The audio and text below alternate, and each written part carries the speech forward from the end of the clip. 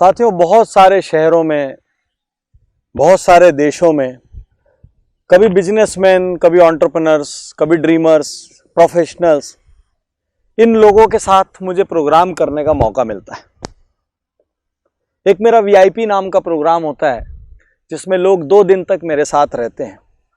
जब मैं उनको दुनिया में बहुत सारे लोगों की सक्सेस हैबिट्स बताता हूं तो अक्सर मैं देखता हूं कि वो कहते हैं, सर सबकी परिस्थिति एक जैसी थोड़ी होती है।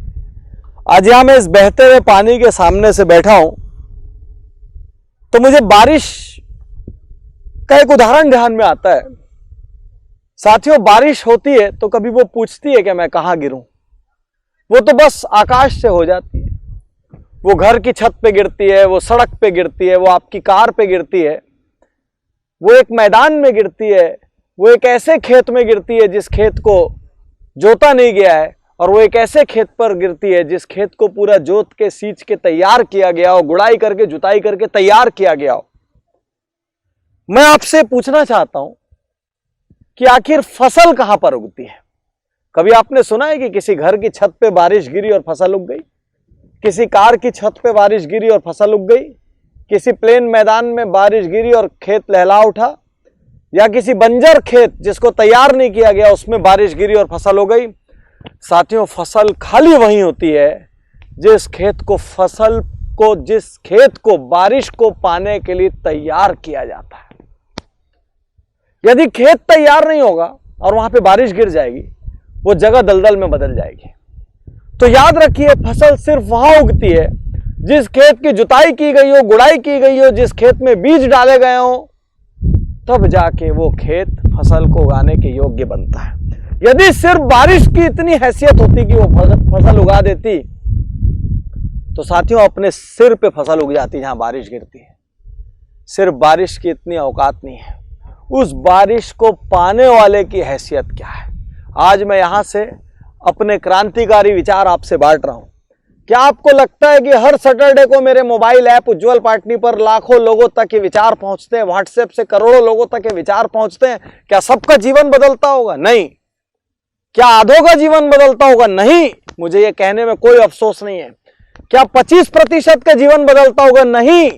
जीवन बदलता है सिर्फ 5-10% लोगों का, उन लोगों का जो इसको स्वीकार करने के लिए तैयार है, जो इसको एक पिक्चर का शो मान रहे हैं, जो इसको एक अच्छी क्लिप है मान रहे हैं। उनके साथ कुछ नहीं होगा। जिनको ये सुनने के बाद बेचैनी हो जाए, जिनकी नींद उड़ जाए, वो परेशान हो जाए, वो रास्ते ढूंढने लग जाए, वो योजना बनाने लग जाए, उनके में बरकत होगी। तो याद रखिए, परिस्थितियां कुछ नहीं होती। मैं बता रहा हूं, एक जैसी परिस्थितियां 10 आदमी को दे दी जाए तो क्या 5 साल बाद वो एक जैसी तरक्की किए हुए मिलेंगे? एक माता पिता की मान लीजिए 3 संतान है, तीनों ने सेम चक्की की रोटियां खाई है, तीनों के लिए माता पिता रात को जगे हैं, तीनों के लिए अपने बजट में से कटौती करके उन्होंने सुविधाएं दी है, तीनों को एक जैसे स्कूल में भेजा है, एक जैसे कॉलेज में भेजा है, सब कुछ एक जैसा किया, तो क्या तीनों बच्चे बराबर तरक्की कर लिए? नहीं। किसी एक बच्चे पे माता पिता को गर्व होता है, कोई एक औसत होता है, और किसी एक के लिए पूरी जीवन भर वो चिंता करते रहते हैं। क्यों? जब घर एक था, जब परिस्थिति एक थी, जब आटा और चक्की एक थी, जब खाना एक था, जब कपड़ा एक था, जब घर का एनवायरनमेंट एक था, तो तीनों बच्चे एक जैसे क्यों नहीं हुए? आज मैं यहां आपको बताना चाहता हूं, जितने भी लोग परिस्थिति का रोना रो रहे हैं वो असली में अपने आप का सामना नहीं करना चाहते हैं। वो खुद को फेस नहीं करना चाहते कि मेरे में निर्णय क्षमता की कमी है, मेरे में डेयरिंग की कमी है, मेरे में गट्स की कमी है, मेरे में विजन की कमी है, मेरे में लक्ष्य की कमी है, मेरे को इनको सुधारना चाहिए, मेरे को बेहतर होना चाहिए। वो सिर्फ बच के निकलने की एक गली देख रहे हैं जिसको मैं पलायन कहता हूं। वो पलायन करने का रास्ता ढूंढ रहे हैं और इसीलिए परिस्थिति पे डाल रहे हैं। यदि परिस्थिति सब कुछ होती तो इस दुनिया में सिर्फ अमीर अमीर होता और गरीब गरीब होता। किसी गरीब को अमीर बनने की अनुमति नहीं होती। एक भी सक्सेस स्टोरी संसार में नहीं बनती, क्योंकि जो जिस माहौल में वो हमेशा वैसा रह जाता। लेकिन नहीं, यहां बड़े के छोटा बनने की भी स्टोरी है और छोटे के बड़ा बनने की भी स्टोरी है। ये स्टोरियां कैसे पैदा होती है? परिस्थिति होती और वही सब निर्णय करती, ऐसी कोई स्टोरी पैदा नहीं होती। ये स्टोरी इसलिए पैदा होती है क्योंकि हम तय करते हैं, परिस्थिति चाहे जो भी हो, हम उसमें कैसा निर्णय लेंगे।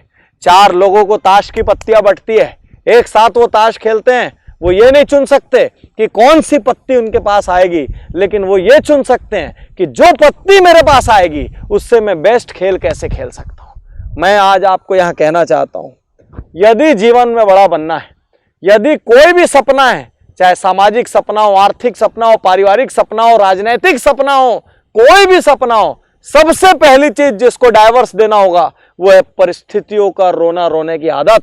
जो शक्तिशाली होता है वो ना तो बहाना बनाता है ना रोना रोता है, सीना ठोक के सामना करता है, जाके भिड़ता है, टकराता है, या तो परिस्थितियों को चकनाचूर कर देता है, नहीं तो नया रास्ता अपनाता है और अपनी मंजिल को हासिल करता है। रोना बंद करिए, रोने वाले आदमी का कोई साथ नहीं देता और परिस्थितियां कभी भी आपको अनुकूल नहीं मिलेगी। अनुकूल परिस्थितियों की कल्पना total wastage of time and energy है।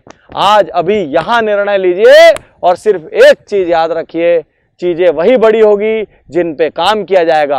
आप चाहे लाख रोते रहें, दुनिया में कुछ नहीं बदलेगा। शुक्रिया, धन्यवाद, थैंक यू।